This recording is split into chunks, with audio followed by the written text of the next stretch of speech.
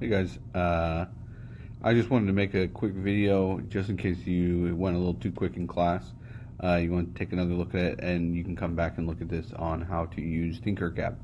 So when using Tinkercad, first thing you gotta do is you gotta go to tinkercad.com. So Tinkercad.com, tinkercad.com. Okay, you're gonna get to this website and you're gonna make a sign in. So if you can go ahead, and what I'd recommend for all people is go ahead and use your school email, and that way once you sign in with your school email, then you're set. If you want to use another email, that's fine, doesn't matter. You just need to go ahead and get some type of account here. Okay, so you're going to go ahead and do that. You don't need to link it to anything of mine. I have an account. I link it to my email so I don't have to remember. Okay, so you're going to get a pull up something like this. Now I have all my previous student designs I've taken a look at here, so don't worry about that. You're going to go ahead and you want to go and create a new design. So we're going to go ahead and click this button right here. Now when you first get in, I no longer get this, but when you first get in, you might get a tutorial. If you want to work through that, that's fine. You do not need to. I'm pretty much going to take you through a tutorial of kind of how to use it. So don't stress too much if you just click right out of that tutorial.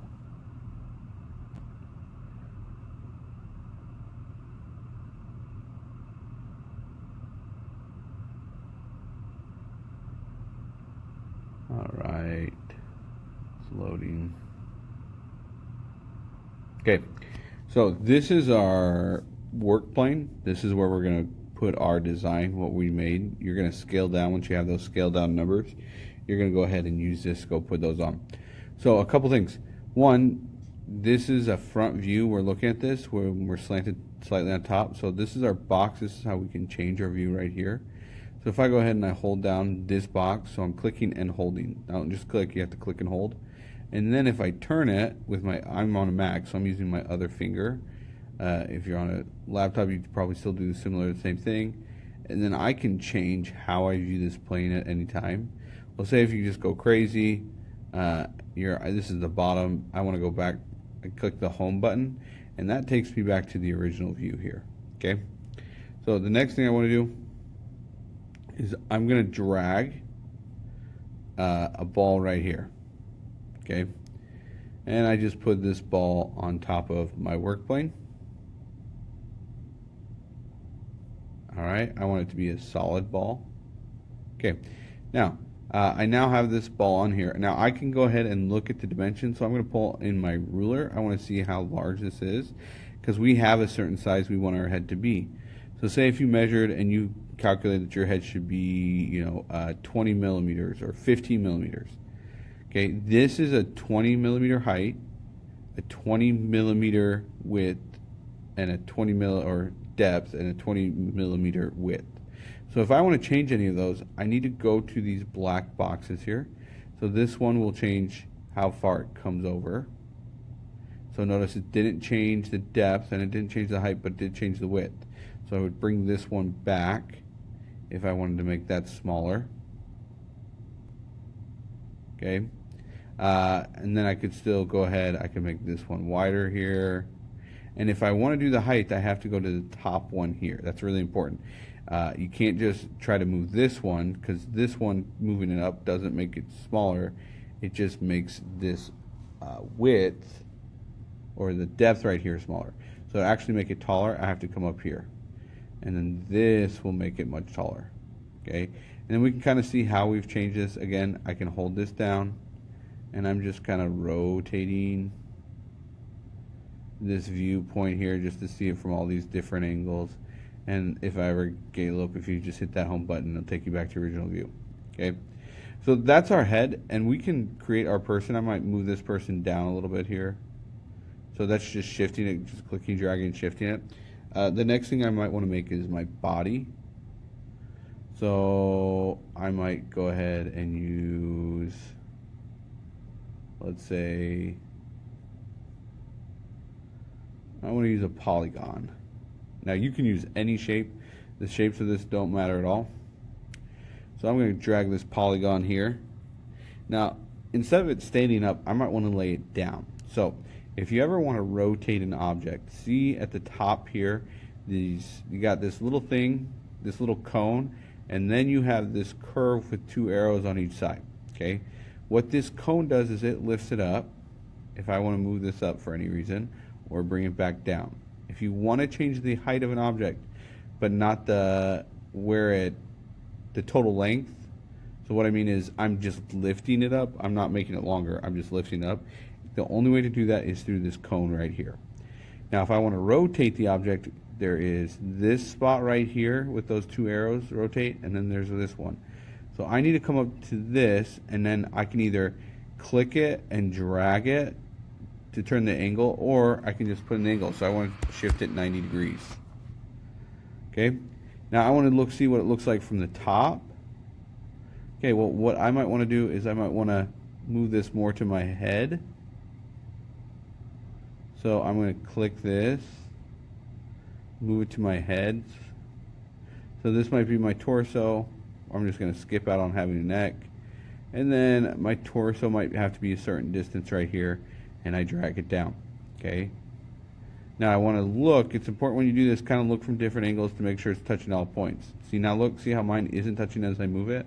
Well, that's because I raised it up, so I just need to put it back down. And we can leave everything just on the surface. So I'm going to bring it back down until I think it's about right on. I'm going to go ahead and change my view just so I'm looking straight at the plane, just to make sure. Okay. So it looks like they're at the same level here, but they're not quite touching. So I'm going to go ahead and just move it a little bit closer to my head. Okay. All right. There's my guy's head. There's his torso. So now I might want to bring in this as one of his arms. Now it doesn't matter if you don't have fingers or anything like that. Okay. But if this is his arm, I want it to attach to his torso. Okay. So in order to do that, I want to definitely rotate this. Okay. So I just might come in here. Maybe I'll lift it up for a second.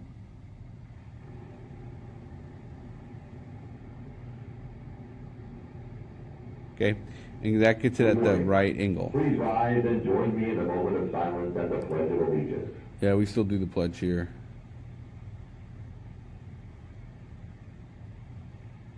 I pledge allegiance to the flag of the United States of America and to the republic for which it stands, one nation under God, indivisible, with liberty and justice for all.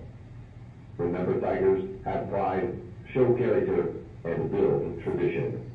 Okay, so I've now rotated this the way I want. I might make it at about a right angle here so it fits nice on my polygon.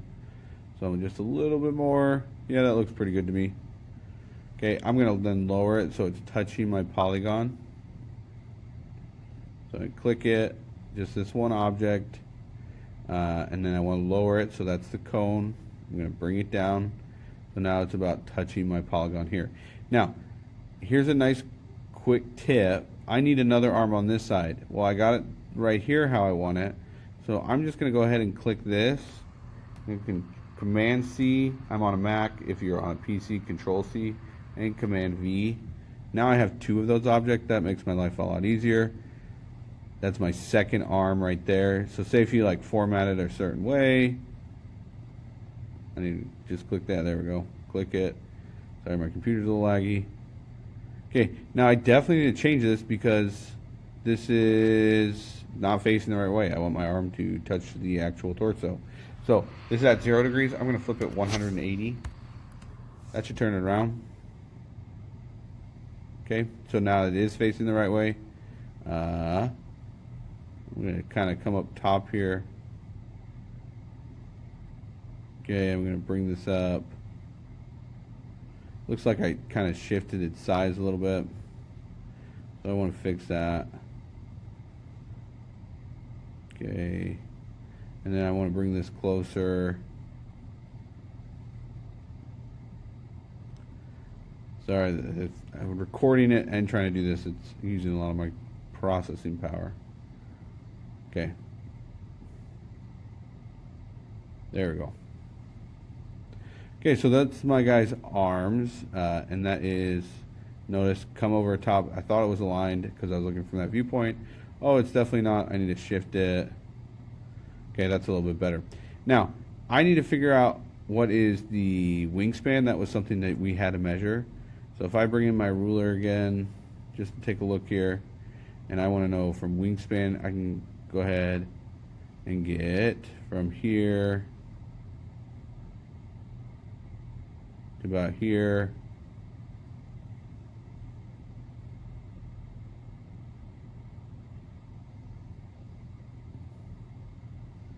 Yeah, so I want to see what this dimension is, and it, for 1 second, it went away.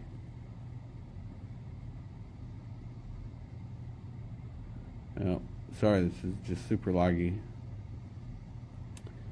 Trying to record it. Okay, there we go. So this is 16 right here. This arm, this torso is 20, and this arm is 20.8. So I would add all those up to get my wingspan right here, and I would adjust that, so I might need it a little longer. Hopefully what you realized when you did your measurements, that everyone's wingspan is roughly the same as their height. It's a little weird fact. Okay, I might bring this one out.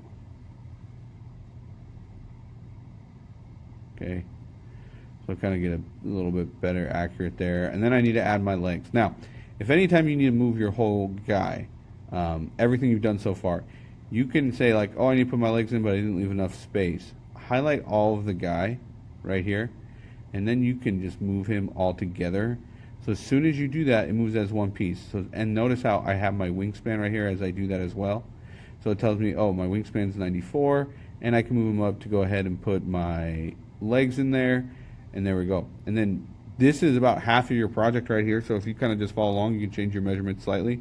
You just need to add your legs, and then you need to add your hands in there. So just little circles, half spheres, or whatever for your hands, right height, and then you're done, okay? This is just the basic. I'm going to go over this in class as well, or we should have gone over this in class. But if you need a help, then you can go over this. All right. If you have any questions, please send me an email. And once you're done with this, you're going to put this in your PowerPoint, and then you're also put the link. So you're just going to copy and paste this link. You're just going to go right up here, right here, copy it and paste it. And the last thing you have to do is you have to go to settings here. So when you're in this program right here, you're going to go ahead and click Tinkercad. So this one's called Smashing Wassa. They give you a random name here. So in order for me to see it, it has to be made public. And if you don't make it public, then I can't grade it, and I'll just send you an email saying, hey, I need you to go make it public. So you go back to the main page. That might take a second here.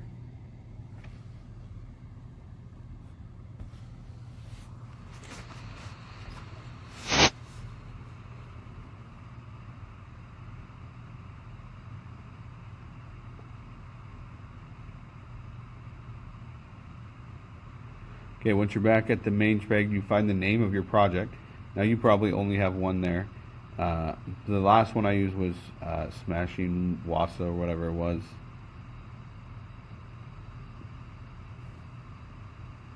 Okay, right here. So when you see this, there's a little gray gear in the top right. That's the settings for this one. So I need you to go ahead and make sure you click this right here. And then we're going to go to Properties. And so most projects are going to be saved automatically as private. That means no one can see them except for you. I need you to go ahead and change this to public. By changing this to public right here, when you go ahead and copy and paste that link to your project, I can then go ahead and see it. Okay, so make sure you go ahead, put that public, save changes, and then I can go ahead and see your project. And then once you're done, just put that link inside your PowerPoint, and you are good, and you can just make your PowerPoint. Okay, if you have any questions, let me know. Otherwise, good job, guys.